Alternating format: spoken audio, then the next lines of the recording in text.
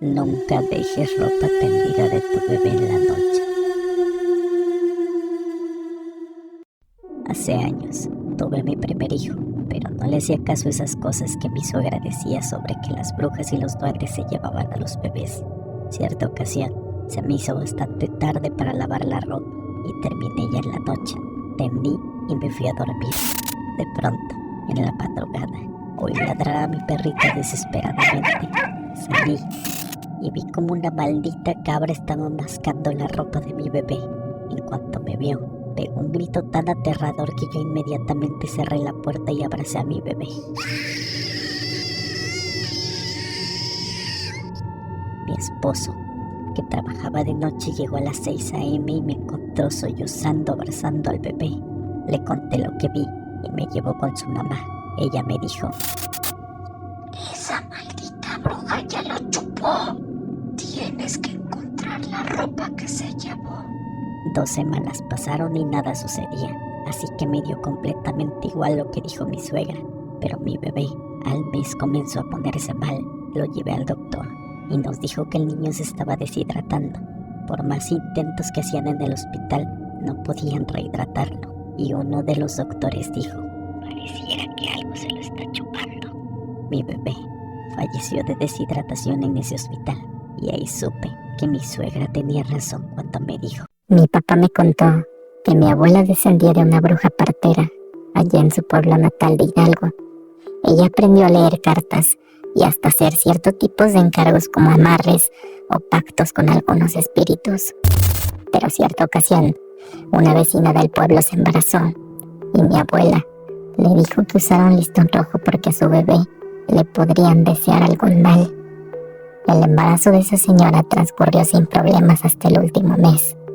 A la señora le hicieron cesárea porque el bebé se había dejado de mover y los doctores ya no detectaban sus latidos. Cuando sacaron al bebé, este no lloró. Respiraba bien, su corazón latía, pero él no lloraba. Lo tuvieron en el hospital 2 semanas y ese bebé seguía sin llorar. La señora le pidió a mi abuela que fuera a ver al bebé, pero antes ella le preguntó a la señora si había usado el listón rojo 2 días antes de su cesárea. Ella le dijo que no, que lo dejó de usar porque en consulta un médico le dijo que esas eran solamente tonterías. Mi abuela, con la cara seria, solo sacó un espejo pequeño y lo puso frente al bebé. Aquella señora se quedó congelada cuando vio que en ese espejo no había ningún reflejo. Mientras mi abuela guardaba su espejo, le dijo a la señora: en las noches de luna llena, las brujas y los nahuales salen a buscar almas inocentes. Este cuerpo está vacío. El alma de tu bebé se la robaron hace ya varios días. La siguiente historia la escuché de una persona que es embalsamadora, la cual la relata como la peor experiencia que ha tenido en toda su vida. Ella cuenta que en el bautizo de un bebé de apenas unos meses de edad, los papás, enfiestados ya con algo de alcohol, dejaron al bebé a cargo de la abuela, pero ella estaba tan estresada de atender a todos los invitados que lo llevó hasta la cocina. En ese bautizo ofrecieron muchas bebidas alcohólicas y bastante comida, pero el platillo principal eran las carnitas. Como eran bastantes invitados, el caso de manteca hirviendo con carnitas era demasiado grande.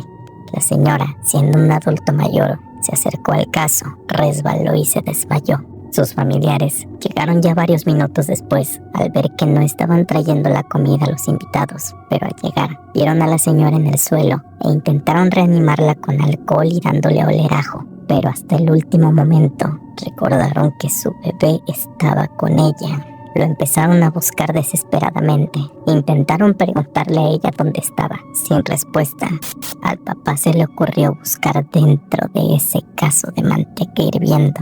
Y efectivamente, el bebé estaba dentro, prácticamente cocido. Todos estaban completamente horrorizados por la escena. La embalsamadora, por más que lo intentó, no pudo darle una buena presentación porque no había mucho que hacer. Tanto fue su trauma con esa situación que no sabe si fue su subconsciente o qué. Pero en cuanto cerró el ataúd, escuchó llorar a un bebé desesperadamente dentro de él. Cuando un niño muere sin haber recibido el bautismo, su alma queda atrapada en un cuerpo diferente. Se convierten en duendes y se dedican a robar otros niños para llevarlos a lo más profundo de algún lugar. Nadie sabe qué es lo que hacen con ellos, pero usan todo lo que esté a su alcance para lograr llevárselos. Desde juguetes, dulces o hasta cantarles alguna canción. O por lo menos, eso era lo que contaba mi abuela. Yo no le creí hasta que lo viví. Mi primera hija la tuve con alguien de otra religión, así que durante varios años peleamos porque yo la quería bautizar, pero ella no. Mi hija enfermó de apendicitis y fue a parar al hospital.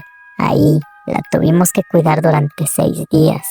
Yo, como trabajaba, generalmente me quedaba en las noches, y una de ellas me desperté. Me levanté del piso donde dormía al lado de la camilla de mi hija, porque tenía que ir al baño. Miré en todo el pabellón y no había nadie. Subí los barandales y fui lo más rápido que pude.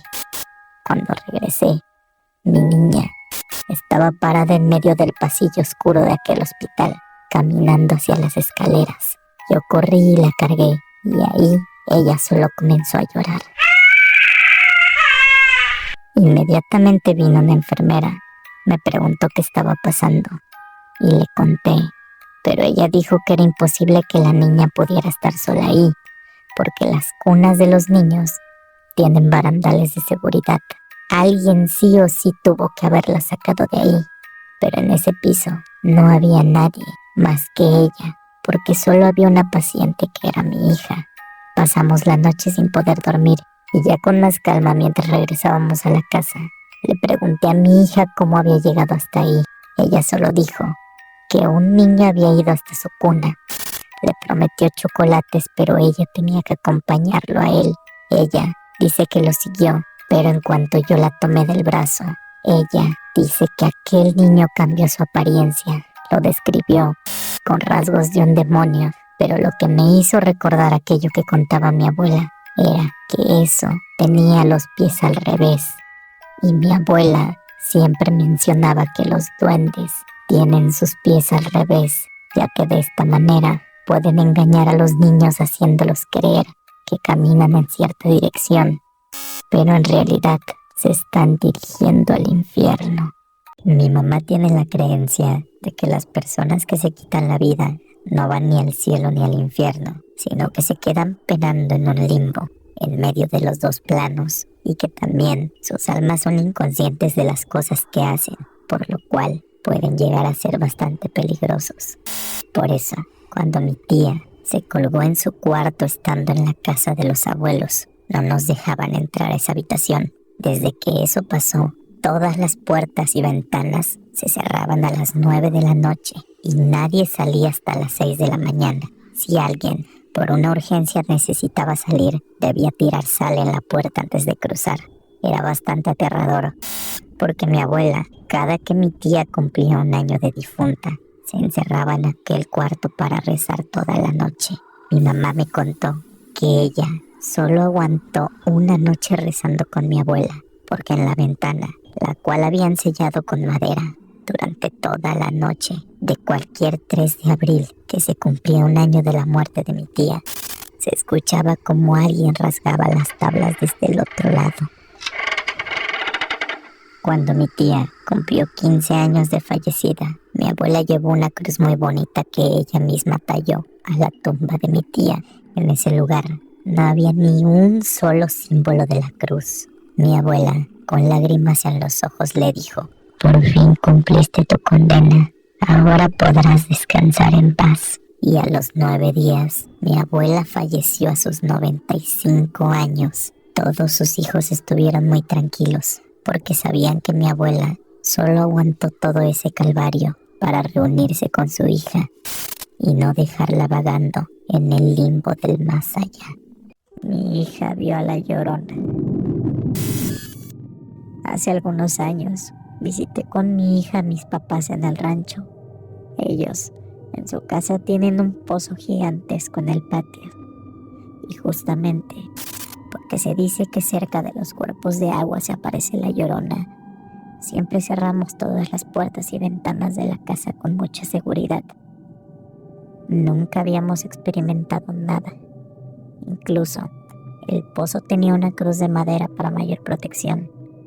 Esa noche, tomamos café y platicamos hasta las 11 de la noche que todos nos fuimos a dormir. Pero al poco tiempo, mi hija comenzó a tener pesadillas y le dio fiebre.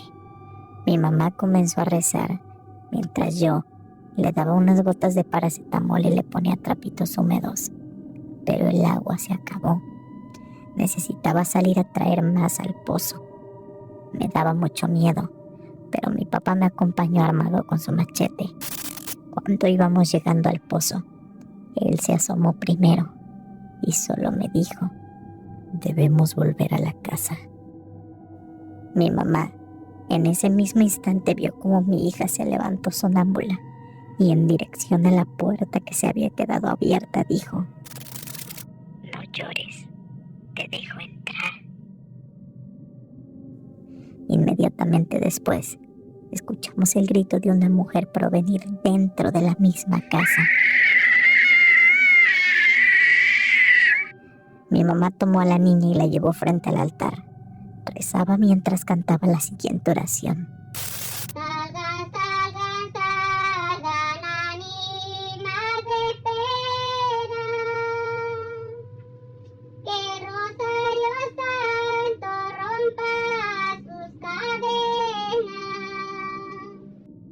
Mi papá, sin decir nada, tomó un crucifijo del altar y una botella de agua bendita.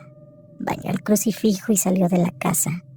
Por la ventana, vi cómo arrancó el Cristo de la cruz, lo aventó al pozo, clavó su machete en la base del pozo y salió corriendo de nuevo a la casa.